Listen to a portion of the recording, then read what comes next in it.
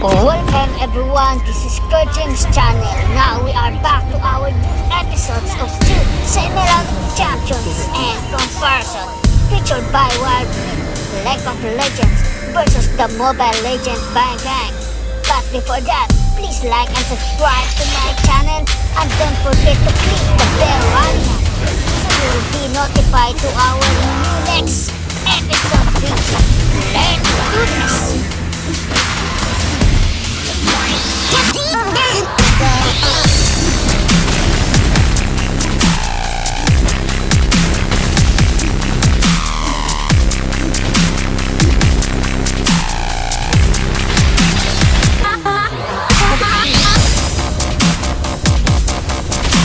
Galio's passive is Colossal Smash.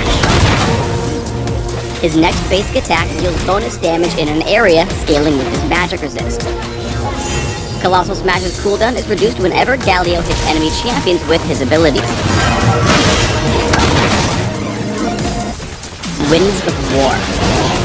He fires 2 gusts of wind in converging arcs that damage all enemies hit. When the blasts converge, they form a vortex for a few seconds that continuously deals damage in a small area. When combined with his passive, Winds of War lets Galio shred minion waves in seconds. Just make sure your positioning is solid. Line up the wind to hit both the front and back line. Is Shield of Durand, and it does a few things. First, it passively grants Galio a magic damage shield that refreshes if he avoids taking damage for a moderate period. Second, activating Shield of Durand causes Galio to enter a defensive stance for a short period of time. As long as the key is held down, he gains damage reduction and moves slowly. When the W key is ultimately released, Galio taunts all nearby enemy champions. Range and duration extend based on how long the stance is held. While Galio's charging Shield of Durand, the channel cannot be interrupted by crowd control, though Galio himself is still effective. There's no better way to start a fight than a flash taunt. Here, Galio preps Shield of Durand and moves in, using his defensive stance to weather damage from Varus and Ahri. With the taunt fully charged, he flashes in for a brief but brutal skirmish. Rock solid. Justice Punch. When activated, Galio jumps back, winding up for a big ol' punch. After a brief delay, he lunges forward, knocking up and damaging the first, and only the first, enemy champion hit. Galio cannot punch his way over walls. He can flash them. Justice Punch is great for starting fights, but Galio will run into trouble if he's trying to punch his way out of a brawl. Here, Shyvana steps in front of the big fella while he winds up, blocking his dash so Caitlyn can serve up a little justice of her own.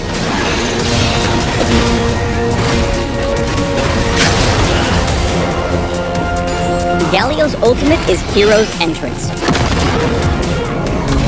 Galio chooses an ally to save, granting them Shield of Durand's damage reduction and flying to their current location, knocking up and damaging all enemies in the area when he lands. The knockup lasts longer for those in the center of the landing zone.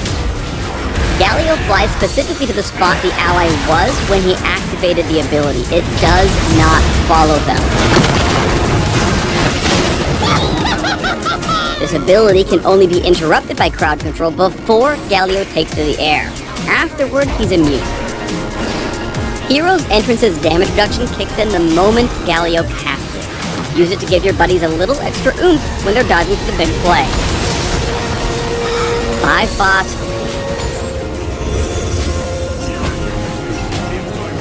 Properly fighting as Galio requires you order your abilities correctly. Justice Punch closes the gap for the first use of Colossal Smash. Shield of Durand sets up for an unmissable Winds of War. By landing your abilities, Colossal Smash should be back up for your final bit of damage. When his lane's pushed, Galio's free to roam within a stone's throw of bot lane. Even though Caitlyn can see the indicator, Zyra's root holds her down for Galio's big entrance. The knockup allows for an easy chaining of Shield Durand into Winds of War, which wins the war. Hero's Entrance can get buddies out of tight spots, but only if he gets the timing right. With Vayne already inches from death, Galio is unable to save her. And since the landing zone is based on where his ally was, he finds himself surrounded by big, scary-looking dudes. And also Ezreal. If he had made a Hero's Entrance besides Nami, potentially he could have achieved a different outcome. When you're a tanky warden, you can stroll straight into a battle. Garen's silence cannot stop Galio from catching his foes with a massive taunt via Shield of Durand. When Braum gets low, Galio busts out his own ultimate in the middle of the fight to show Garen his own special brand of Demacian justice. After Justice punches and closes the gap, Galio caps the fight with 2 final kills thanks to an empowered Shield of Durand plus Flash to catch Ezreal and Thresh.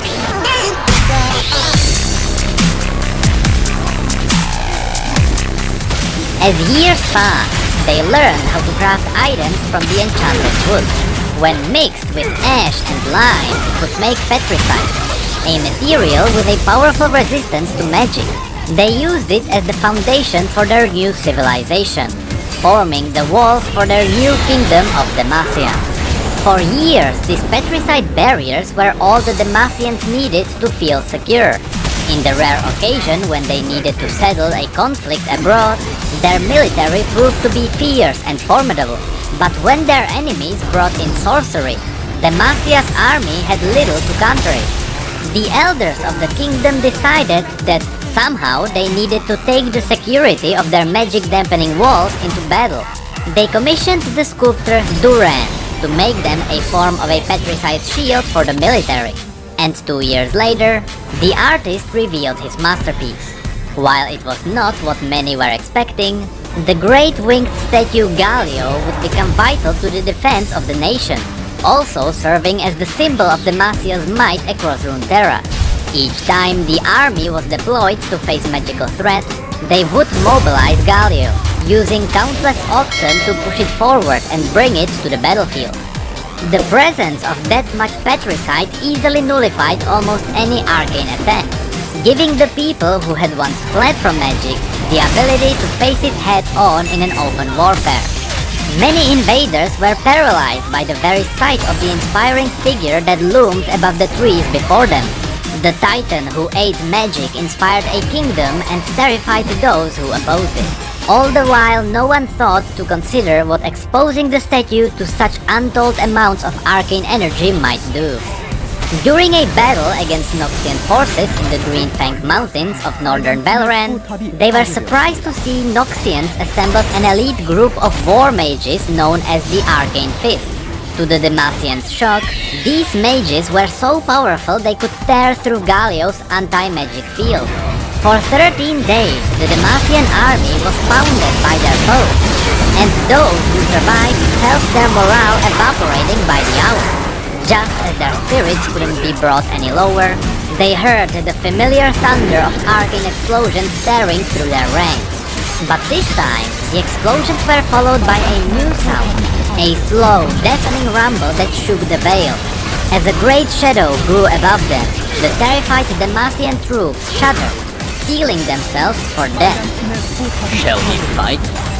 Bellowed a deep voice above them. To the Demacians' astonishment, the sound came from the towering colossus at their backs. Galio was moving and speaking entirely on his own.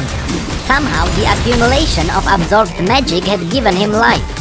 The stunned onlookers gaped at the Titan, struggling to make sense of what they were seeing. Before they could comprehend it, another blazing projectile descended toward the Demacian camp on a perfect trajectory to wipe out the few remaining soldiers. Galio threw himself in front of the troops, shielding them and absorbing the attack with his massive stone frame. Galio turned toward the source of the projectile and spotted 5 tiny humans on the slopes of a neighboring mountain. Enemy mages, let us make violence! Shouted the Colossus. As he approached them, the Noxians focused all their efforts into a concentrated funnel of arcane energy that would have melted almost any stone in Valorant. But even with all their might released, Galio stood still, eyes closed and glowing warmly, as if he was drinking from the offending magic. Then Galio continued up the slopes and squashed the first arcane fist into the craggy soil. The remaining Noxian forces fled, and the surviving Demacians erupted with cheers of victory. They were eager to thank the petricite sentinel that had saved their lives. But as quickly as he had come to life, the fearsome protector had ceased moving, returning to the same pose he had always held up on the pedestal. Back home, those who survived told the bizarre tale of the living Colossus, but it was always met with silent response. as if those were the tales of a madman. Eventually, those who witnessed the animation of Galio simply stopped talking about it, fearing that people would question their sanity. It became a mere legend, perhaps an allegory invented in the ancient days to help people get through hard times. But what no one from the four corners of the kingdom knew is that Galio maintained his consciousness. He couldn't move, but he could see and hear everything happening around him, and he longed to join another fight. Punching enemies with giant stone fists was thrilling, but being trapped in a gargantuan stone body was tragic. Forced to observe in silence, Galio watched the humans pass beneath him, paying him tribute year after year like a distant hazy dream. Though he knew very little about them individually, he began to feel as though he knew them as people. It puzzled him to see them disappear one by one as time rolled on, seemingly replaced by new bodies with new lives of their own. He wondered where they went when they vanished. Perhaps they were sent away to be mended, as Galio was when he returned from a fight? After one of many battles against the barbarians of the Freljord, Galio saw long columns of men carrying what looked like draped cots back into the city. As they walked past him, one of the coverings fell away, revealing the still, pallid face of a young soldier. He was a boy Galio had seen before, and the Colossus could not understand why someone so bold would choose to be carried on a covered litter around the city. Galio began to realize the sorrowful answer of his question. Unlike himself, people could not be repainted, or have their damage easily repaired. Humans were frail, and he now understood just how much they needed his protection. Fighting had been his passion, but the people were now his purpose. Since then, Galio was able to join the fight only a handful of times, sometimes going centuries without moving. Magic is rarer in the world than it once was, perhaps because of an unsung hero we have talked about before. Galio's greatest hope is to be blessed by magic so powerful he would never be forced to sleep again. Only then can Galio truly serve his purpose, to forever stand and fight as Demacia's constant protector. Years passed and another war was approaching. They expected magic to be present, so once again, they brought Galio with them into the battle. Galio saw the barbarian horde in the distance. Their ranks were sloppy and undisciplined. They walked with the hunger for Demacian blood. Galio heard the tales about these warriors before, especially now after their recent conquest. He heard that they won't leave anyone alive, and that they mount the heads of their foes on enormous tusks from strange beasts. But the barbarians were of no interest to the Colossus. His eyes found the bigger prize, a titanic shape seeming almost as tall as the hills behind it. It moved ominously, heaving like the waves of a troubled sea, waiting to be unleashed. What is that? Thought Galio hopefully. I hope it fights. Beneath him, Demacian comrades marched in perfect unison. They chanted battle songs. To each other, they sounded confident in their victory. But to Galio, who had heard the song many times before, their rhythm was less certain, more hesitant. They were not excited to battle this great beast. I will do it for them. Galio wanted to school each and every one of the soldiers up and tell them it is going to be fine. But he couldn't. Not in this state. I hope there's a magic sign. He thought, gazing toward the horizon. Usually there isn't. I hate it when there isn't. Moments later, the cart finally stopped at the edge of the battlefield. He knew there would be no parley, no chance that the savage enemy would surrender. Galio could hear his soldiers locking their shields, forming a solid wall of steel. But he knew whatever the beast was, it would easily tear through them. The two sides flew at each other, colliding in a flash of limbs and blades. Galio heard swords clashing and axes meeting shields.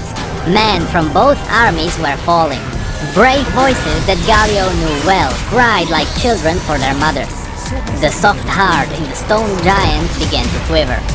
Yet, still he could not break his paralysis. Suddenly, a shock of blinding purple seared through the frame.